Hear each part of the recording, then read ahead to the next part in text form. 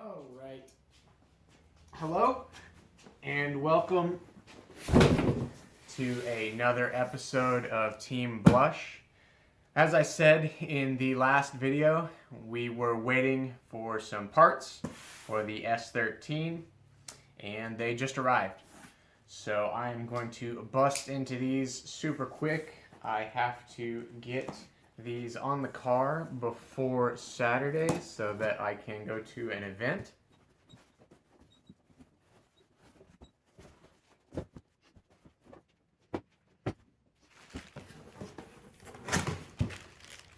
Awesome. There we go. So as you can obviously tell by the video title, we are going to be installing some drilled and slotted rotors, and we are going to be putting new brake pads on the S13 all around. For the sake of time, I'm only going to be showing you how to do one of the rear brakes and one of the front brakes. And then at the end of the video, I will show how to bed these brakes in and get them ready for hopefully a long lifetime of stopping power. So let's get right into it. I have an event to get to, so I cannot waste any time.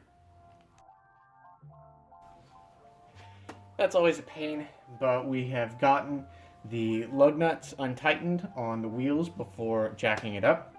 So now we can go ahead and get this wheel off.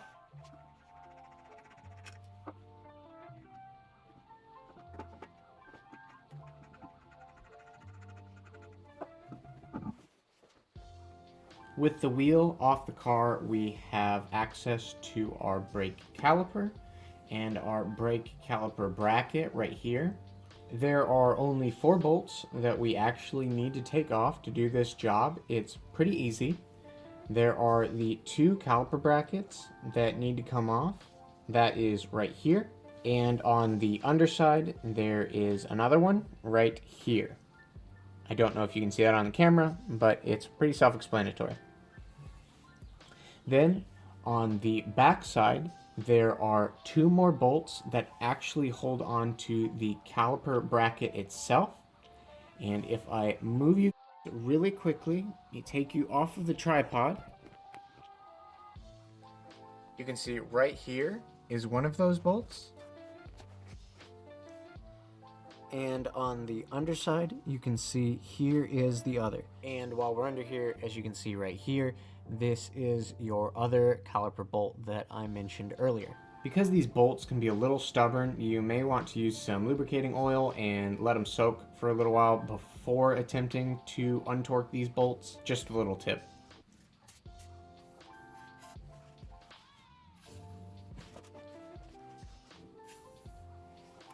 And while we wait for that lubricating oil to go ahead and soak into those threads, I'm going to move over to the back of the car off camera and get that wheel off and ready to go. Alright, we've gone ahead and we've gotten the rear wheel off of the car, and we are also going ahead and lubricating the bolts back there, just getting them ready so that when we do transition to the rear wheels, we are ready to go and don't have to wait. So first things first, let's go ahead and get these caliper bolts off, and I believe they are a 14.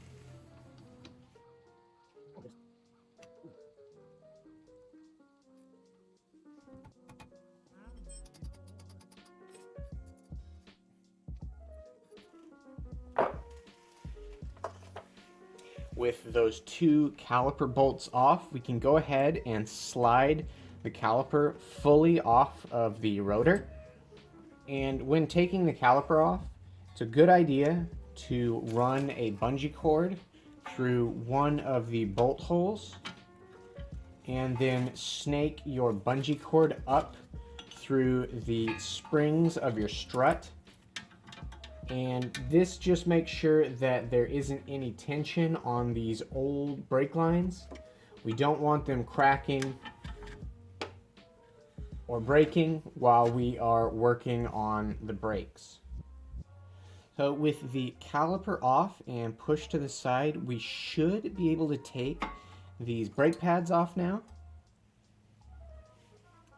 And I am actually surprised. These brake pads still had quite a bit of meat left on them, But we are going to be moving up to that carbon fiber and ceramic Powerstop pad. So I'm not that worried about tossing aside these, what look to be OEM pads. So let's get these out of the way. Get the one off of the back side too, if it wants to cooperate. Okay, well, that's out of the way. And we can go ahead and take off our shims, which is what our brake pads actually glide on when they are compressed by the piston. These are pretty crusty, so it's a good thing that we are tossing these aside. So all we have left is to take off this caliper bracket, and then we can go ahead and take off the boots for the slide pins under here so that we can go ahead and re-lubricate those and put on our new boots. So it looks like these caliper bracket bolts are going to be a 19. Okay, well, my camera decided to turn off in the amount of time it took me to untighten these bolts. So continue on. That was a huge pain.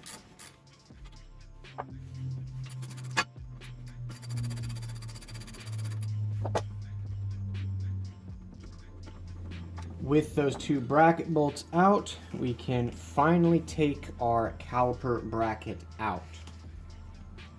So this is what you're going to see once you have taken that off.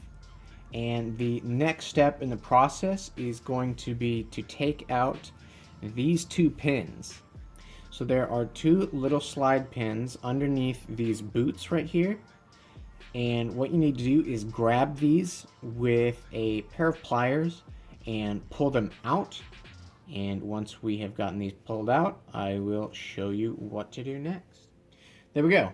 That was rather easy. These don't always come out as easy as this one did, but you can see just how nasty this thing is. We're going to take this inside, we're going to clean up this pin, and then with the kit, they gave us some lubricant that we can go ahead and smear on this pin. Our boot on the caliper bracket itself just comes right off, even if it's a little crusty or very crusty in this case. And again, with the Powerstop brake kit that we got, it comes with new boots, and more than likely if you are getting brake pads for your car, it will also come with these little boots. So we will be right back once we clean and lubricate those pins, and then we will show you the little assembly process to put these back in. Okay, so in the Powerstop kit, they gave us these little rubber boots, and they also gave us this silicone lubricant. So I'm going to get this opened, and then we can go ahead and put it on our freshly cleaned pin. Not really all that sure how much to put on these, so I am just going to spread a pretty liberal amount around the entire pin. And in the case of this pin, there was a small rubber boot that fit over the tip right here. So I will go ahead and put our new rubber boot over that. And I will lubricate that as well. Preferably do this with gloves on. I don't have any gloves, so unfortunately I do have to use my dirty fingers, but it's a lot cleaner than it was when we took it out of the caliper bracket. Once that is fully lubricated, we can go ahead and put our boot back on, just like so, and then we can grab our caliper bracket and simply place it right back down into that hole.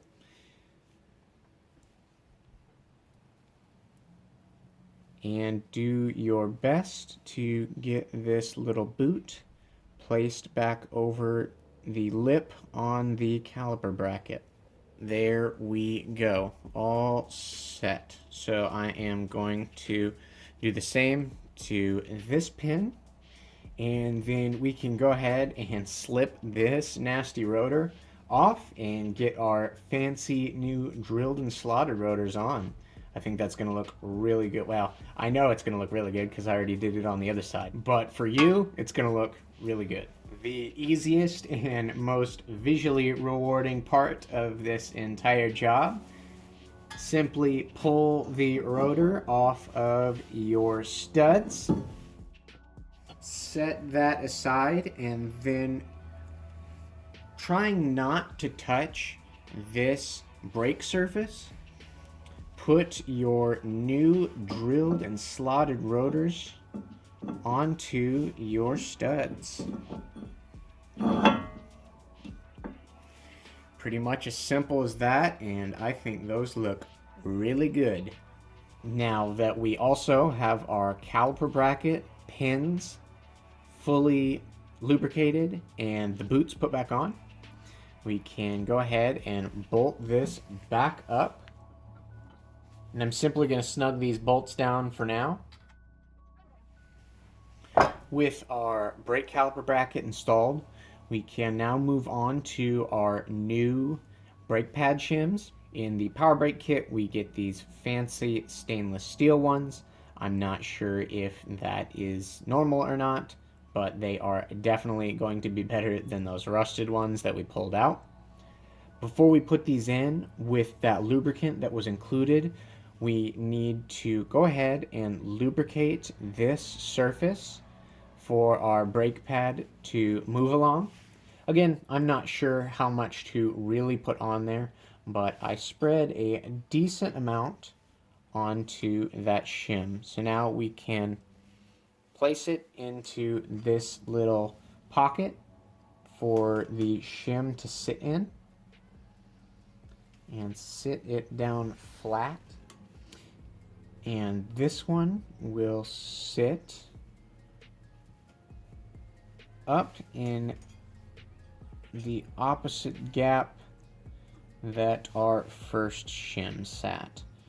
So snug this as best as you can up into this little spot.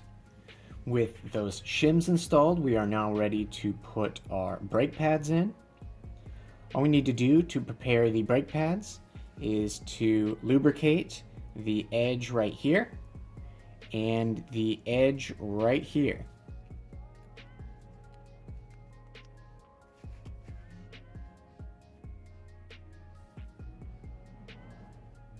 And then some people also like to put a little bit of lubricant onto the back of the brake pad as well.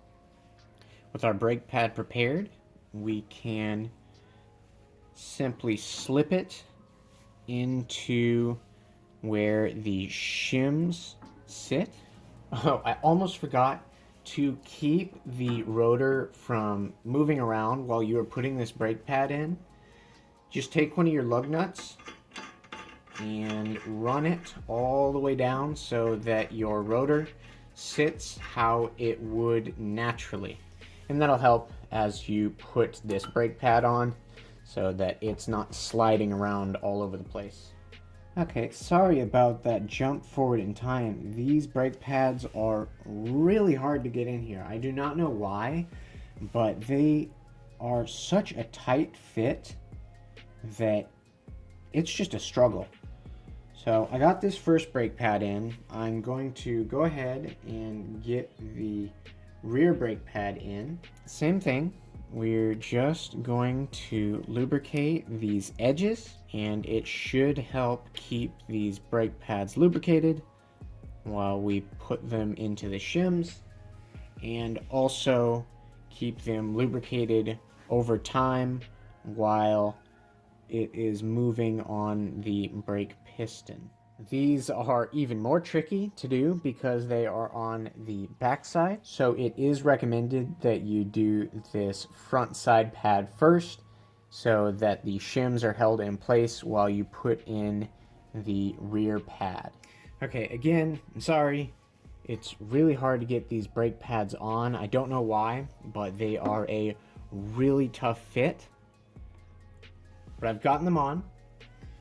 So the last step is to take a C-clamp and push in the piston on our caliper so that we can then fit it back on to our brake caliper bracket and snug down our final 2 bolts. I almost forgot, before compressing that brake caliper piston, we want to take the cap off of the brake master cylinder.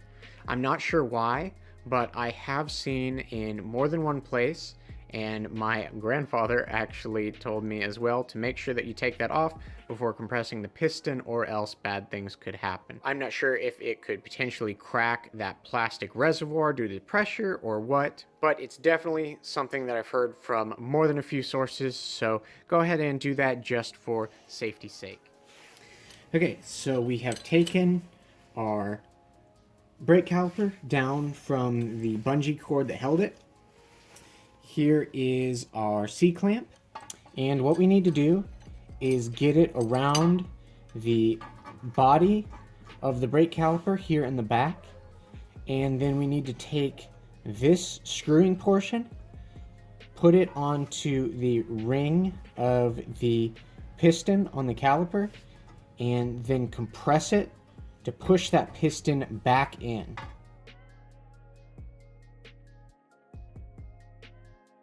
So there we go. That should be enough to give us the clearance to put this back on to our brake pads.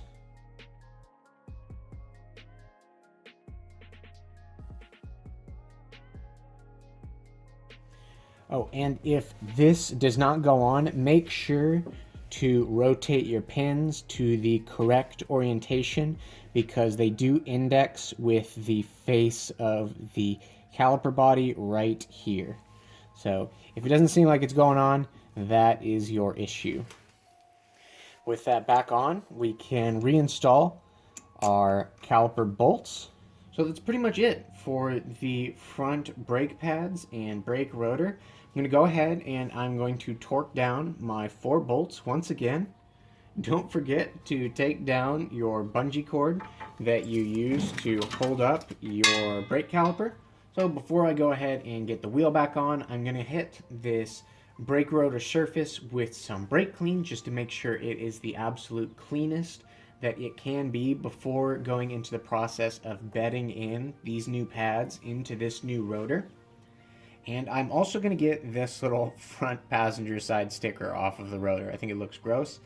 And Powerstop brakes, 0 out of 10 on this sticker. It's the year 2020, and you should know better than to put these garbage stickers on your products that do not come off cleanly. This is one of those ones that takes about 15 passes to cleanly get off of these rotors. So even though everything else on this kit has seemingly been pretty good so far, because of this sticker, don't recommend buying it. Just skip it altogether.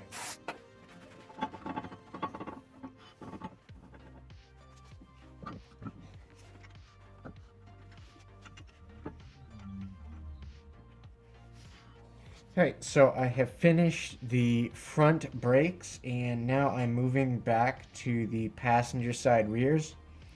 Unfortunately, I'm just going to have to time-lapse this. I really can't talk about doing all this. It's the exact same as the front caliper. The only difference with the rears is just that it has this handbrake assembly stuff back here, and the thing is, it doesn't matter. It just looks different, but it's no different to actually take off the caliper and the caliper bracket itself. The only tip that I have for doing these rear ones is to make sure that the handbrake is off.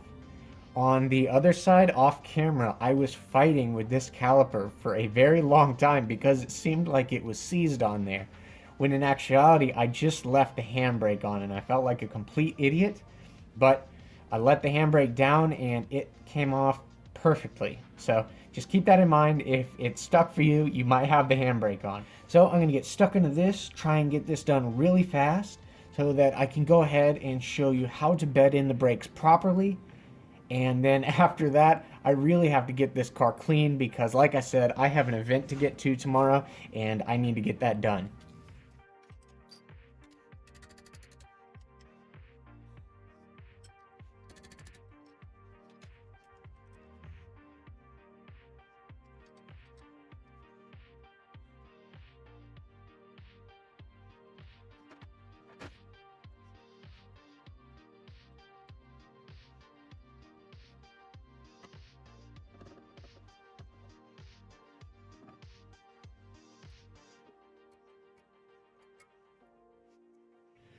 Well, as you can see, these brake pads weren't too bad. I will really quickly show you the brake pads that I was dealing with. These are the brake pads that were the catalyst to this whole upgrade. As you can see, this, I don't even really think you could call that a brake pad anymore. And the thing that's insane is that these brake pads sounded and felt perfectly fine not but a week before they decided to give any indication that they were bad. And that's how bad they were. So I think these are OEM pads. That's definitely a testament to how good OEM can be, but they definitely needed changed. So moving to these ceramics is going to be nice.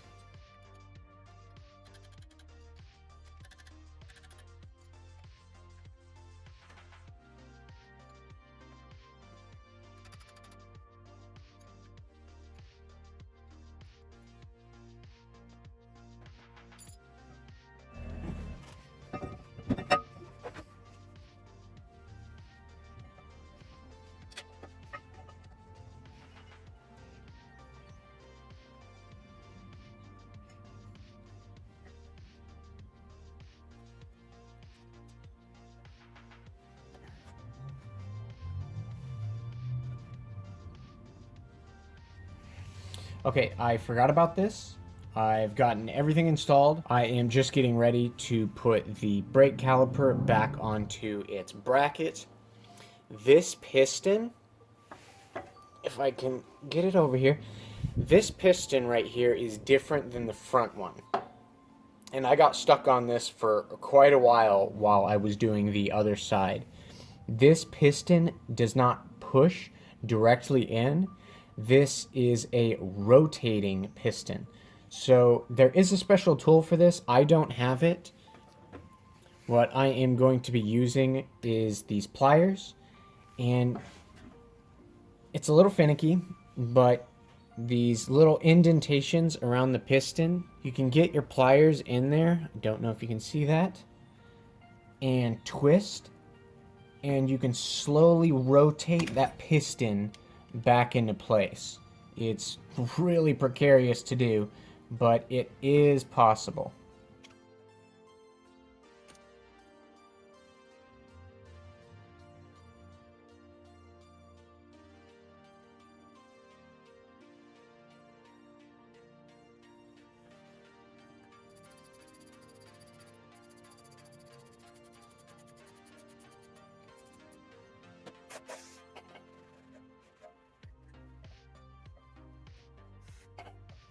Alright, there we go. We are done with the rears, and I know everyone on the internet seems to say that doing brakes is the easiest job in the world. Not sure why, but this process was a huge hassle.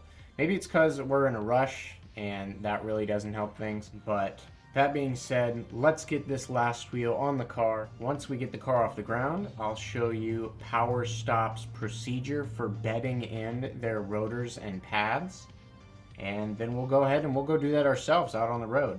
And with the power of YouTube magic, we have gone ahead and we've lowered the car off of the jacks, and we've gotten the lug nuts on the wheels all tightened. So now our final step is to do the break-in procedure as per recommended by Powerstop. This is going to consist of 5 aggressive decelerations from 40 to 10 miles an hour. Then we will move on to 5 moderate decelerations from 35 miles per hour to 5. and then we will allow the brakes to cool for 5 minutes while we drive home. So it's a pretty simple process. All you need to do is go out and find a vacant road where there is little to no traffic where you can do this break-in procedure. So let's go and find our vacant road. Okay, so really quickly, we are out here on a pretty vacant road, and we are going to do our bed-in procedure. So this is going to consist of, like I said, 5 aggressive stops from 40 miles per hour to 10 miles per hour, and then 5 moderate stops from 35 miles per hour to 5 miles per hour. So while I have no traffic, I am going to go ahead and really quickly do this and hopefully get out of the way of people before anyone decides to come through.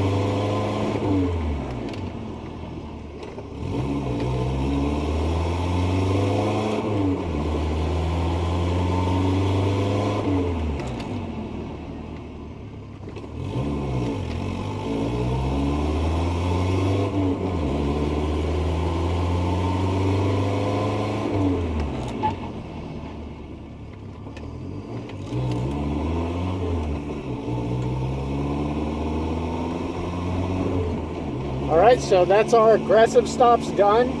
You can definitely smell the brakes right now, and they said in the instructions that that is exactly what would happen.